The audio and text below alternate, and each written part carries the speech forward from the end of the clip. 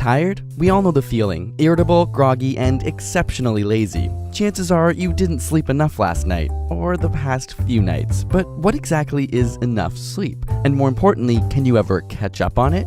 While the very function of sleep is still debated by scientists, we do know that it's necessary to function efficiently and productively. After all, we spend 24 years of our lifetime sleeping, it'd better be important. Researchers have tested how much is required each night by assigning groups of people to 4, 6, and 8 hours of sleep over extended periods of time. After 14 days, those with 8 hours of sleep exhibited few attention lapses or cognitive issues. However, those with 6 or 4 hours of sleep showed a steady decline. In fact, after only 2 weeks, the 6-hour group showed a similar reaction time to a person with a blood alcohol concentration of 0.1%, which is considered legally drunk. The 4-hour sleepers suffered even more, occasionally falling asleep during their cognitive tests. In both groups, brain function decreased day by day almost linearly with no sign of leveling off. Scientists have dubbed this cumulative effect as sleep debt. So can we recover from it? After a night or two of little sleep, studies show that the body and brain can fully recover with a few nights of good sleep.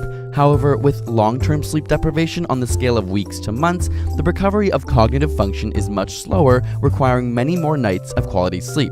On the timescale of months to years, it's unknown whether brain function can be fully repaired or if it causes permanent damage. Paradoxically, with chronic sleep deprivation, your sleepiness or how tired you feel does eventually level off, meaning that you become less and less aware of your objective impairment over time. So how long should you sleep? Most studies tend to show that 7 to 8 hours of sleep is the average ideal for humans. Apart from the cognitive issues, individuals who consistently sleep less than 7 hours a night have an increased risk of heart disease, obesity, and diabetes, not to mention a 12% higher risk of death. On the flip side, studies have shown that while sleeping more than 8 hours does not impair brain function, it also carries an increased risk of heart disease, obesity, and diabetes, and a 30% increased risk of mortality. So too much sleep may also be a bad thing. But variation most certainly exists, and our genetics play a large role. In fact, individuals genuinely unaffected by only 6 hours of sleep were found to have a mutation of a specific gene. When scientists genetically engineered mice to express this gene, they were able to stay awake for an extra 1.2 hours than normal mice. It turns out these short sleepers have more biologically intense sleep sessions than the average person. Ultimately, while it's important to know the ideal average of 7 to 8 hours exists, let your body and brain help you figure out its own needs. After all, no one shoe size fits all. If you want to know how to get better quality sleep each night in order to conquer the hurdles of sleep deprivation, we have some tips and research for you over on ASAP Thought. You can find a link in the description below to that video.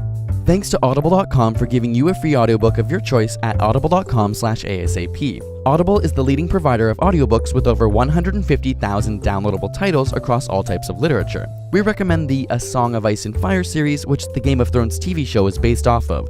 It's kept us up through the nights and caused a lot of lost sleep. You can download this audiobook or another of your choice for free at audible.com/ASAP. And with a subscription, you get one free book a month so you can read the whole series. Special thanks to Audible for making these videos possible. And subscribe for more weekly science videos.